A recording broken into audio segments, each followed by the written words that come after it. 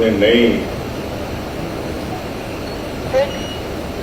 Sports policy बनाई है जो आज विधिवत रूप से यहां के खिलाड़ियों के लिए, यहां के संघों के लिए समर्पित किया जा रहा है। और आज आप सब लोग को भी काफी खुशी होगी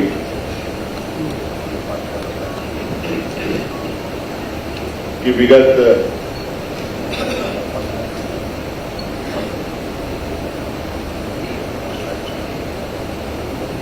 कोरोना काल के वक्त से भी और आज तक खेल के दिशा में कई गतिविधियां राज्य में बड़ी तेजी से बढ़ी हैं।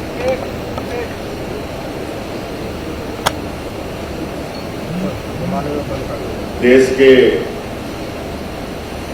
लगभग सभी राज्यों के खिलाड़ियों ने भी यहां पर अपनी उपस्थिति दर्ज कराई है।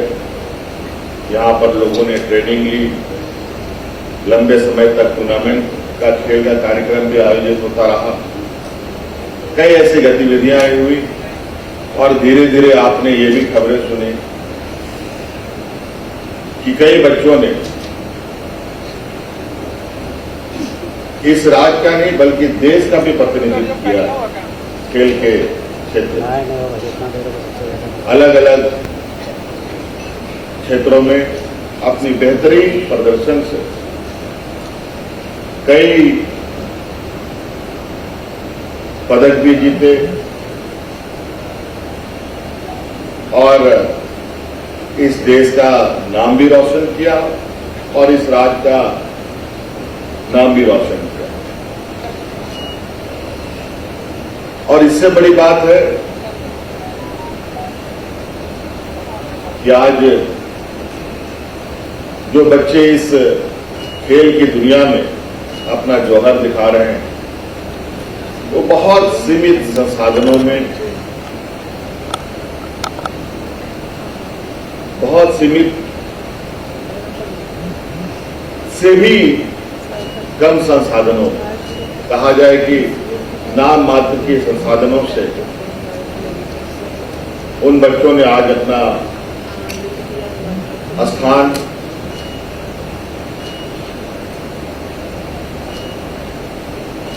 देश के सबसे पहले पैदान करें। ये हम सब लोगों के लिए काफी गौरव की बात है। और मैं राज्य में हमारे नौजवानों के अंदर जो खेल के प्रति जो उनकी जागरूकता है, खेल के प्रति जो उनकी झुकाव है, उसको भी बहुत करीब से समझा और इसको लेकर मैं लगातार खेल के क्षेत्र में अलग अलग कार्यक्रमों के माध्यम से, अलग अलग प्रतियोगिता के माध्यम से इसको बढ़ावा देने का हमने प्रयास किया। लेकिन इस तरीके से प्रयास करने से काम नहीं चलेगा। इसके लिए एक नियमावली, एक पॉलिसी की आवश्यकता होगी जिसके माध्यम से बिना रुकावट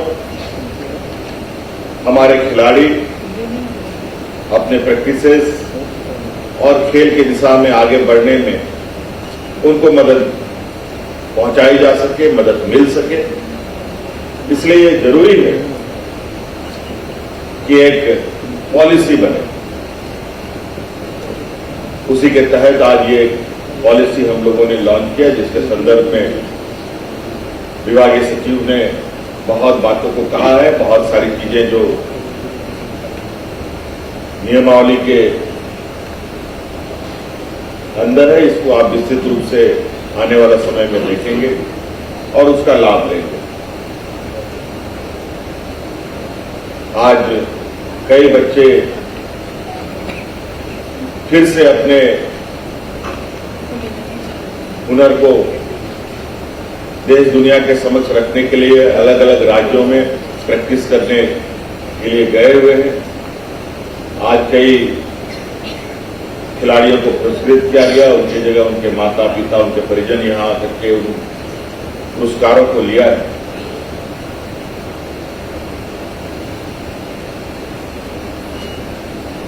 आज झारखंड वैसे तो पिछड़े राज्य के श्रेणी में गिना जाता है। आज बच्चे के पास एक सीमित संसाधन है तो राज्य सरकार के साथ भी सीमित संसाधन है। हमारे पास भी, क्योंकि राज्य की जो गति रही है आगे बढ़ने की, वो कहीं ना कहीं विगत 20 वर्षों में उसकी रफ्तार बिल्कुल थमी सी थी। आज अपने संसाधनों को बढ़ाते हुए अपने इस राज्य के हर वर्ग के लोगों को इस राज्य के विकास के अंग बनाने के लिए, विकास के पहियों में गति देने के लिए उनकी भी मदद ली जा रही है। और आज कहीं ना कहीं राज्य सरकार भी अपने संसाधनों के आधार और अनुरूप यहां के हर वर्ग को कुछ न कुछ किसी न किसी तरीके से सहायता उपलब्ध कराने की लगातार प्रयास में इस राज्य का हर वर्ग, हर व्यक्ति, बूढ़ा, बुजुर्ग, नौजवान, महिला, बच्चे, जो भी हैं, सभी सरकार के लिए बराबर और सभी के बारे में चिंता करना सरकार की जिम्मेवारी थी। आज हम लोगों ने खेल की दिशा में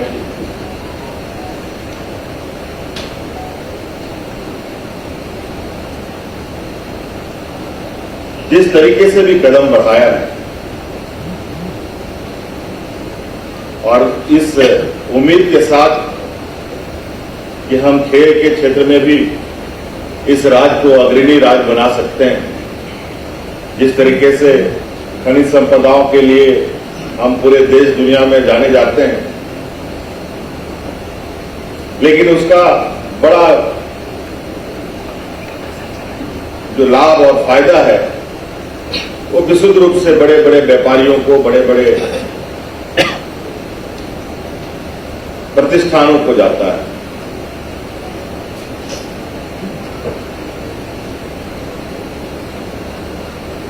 लेकिन हम इससे अलग हटकर जो हमारे इस राज्य के अंदर और भी आंतरिक क्षमताएं हैं, यहां के लोगों के बीच में, यहां के जनमानस, यहां के मूलवासी आदिवासियों के बीच में जो प्रतिभा है, उसको भी हम लोग निखारना चाहते हैं। और आज कहीं ना कहीं हमारे यहाँ के ग्रामीण क्षेत्र से आने वाले, शहरी क्षेत्र से आने वाले हमारे नौजवान खेल के क्षेत्र में इस राज्य को अलग पहचान देने में भी कोई कसर नहीं छोड़ता। इसको लेकर पॉलिसी में सिर्फ खिलाड़ियों को ही नहीं, बल्कि उनसे जुड़े संघ के लोग, उसके कोचेस, उनके जो ट्रेनर्स हैं, उन लोगों के लिए भी इस पॉलिसी में कई प्रावधान किए गए हैं। खिलाड़ियों के, कोचेस के, ट्रेनर्स के रहने, खाने, खेलने के संसाधनों से लेकर कंपटीशन में आने जाने की व्यवस्था को लेकर कई चीजें इसमें प्रावधान किए गए हैं। और निश्चित रूप से मैं इस पॉलिसी को, जो अगले 5 सालों तक प्रभावी होना है, मुझे नहीं लगता कि ये पॉलिसी ही जितनी हम लोगों ने, जितना चीजें अभी तक समझ में आई है, उसको इनकॉर्पोरेट करने का प्रयास हुआ है, लेकिन मुझे लगता है क्योंकि जिस तरीके से हमारे बच्चे का, हमारे खिलाड़ियों का जो, जिस तरीके से हमारे बच्चे का, हमारे खिलाड़ियों का जो यहाँ कहा जाए कि जिस तेजी से ये आगे बढ़ना चाह रहे हैं, उसमें समय समय पर इस पॉलिसी पर भी हमें बराबर नजर रखना होगा और हमारे खिलाड़ियों के अनुरूप इसमें जरूरत के हिसाब से अगर कुछ संभव हो इसमें बदलाव करने का, तो वो भी बदला जाने का काम किया जाए। आज मैं अभी कुछ बच्चों को जो सम्मान राशि दी गई यहाँ पर, जिन्होंने अलग अलग मेडल्स जीते हैं, मैं थोड़ी सरसरी निगाहों से इन चीजों को देख रहा था और अभी हम चर्चा भी कर रहे थे। मुझे लगता है कि इसमें कुछ चीजें मुझे अपने नजर में कमी दिखी है। जो सम्मान राशि वगैरह की जो समानताएं हैं, जो चीजें हैं इस तरीके से बनाई गई हैं, उनमें मुझे लगता है कि कुछ बदलाव करने की आवश्यकता है। और मैं आज इस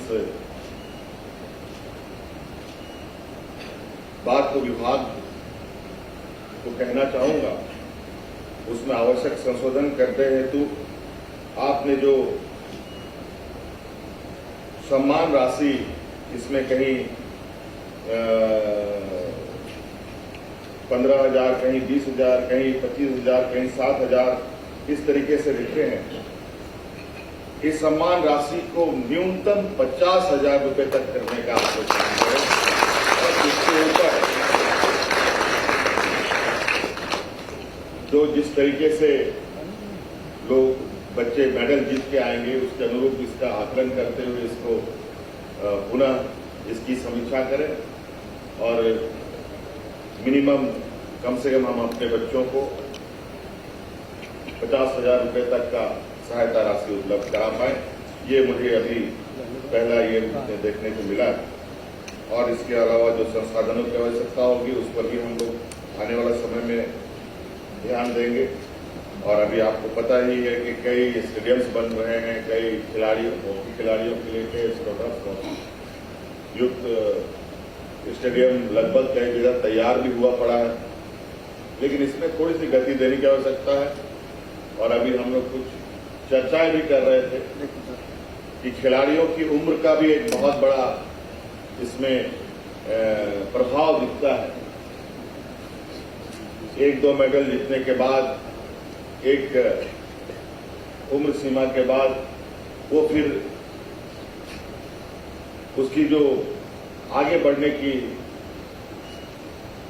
जो रास्ते हैं वो बंद होने लगते हैं। उसका आने वाला भविष्य कैसे इसमें सुरक्षित रहे, उसके प्रति भी हम लोग थोड़ी सी गंभीरता से विचार कर रहे हैं। और यहाँ तक कि हम स्कूलों में भी आने वाला समय में स्पोर्ट्स एक्टिविटीज कैसे हो, इसको सुनिश्चित करने का भी हम प्रयास कर रहे हैं।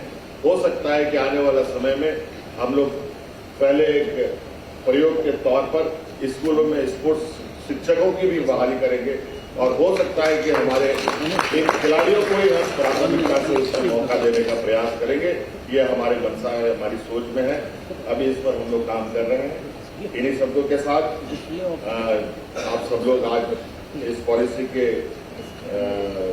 उद्घाटन लॉन्चिंग कार्यक्रम में उपस्थित हुए, इसके लिए बहुत बहुत धन्यवाद। पुनः मेरी ओर से ढेर सारी शुभकामनाएं। जो नमस्कार, मैं हूं मानक गुप्ता। अगर आपको हमारा ये वीडियो पसंद आया हो तो इसे लाइक और शेयर जरूर करें और हाँ, हमें सब्सक्राइब और फॉलो करना ना भूलें ताकि आप देश और दुनिया की कोई खबर मिस ना करें। तो जुड़े रहिए हमारे साथ और देखते रहिए न्यूज़ 24।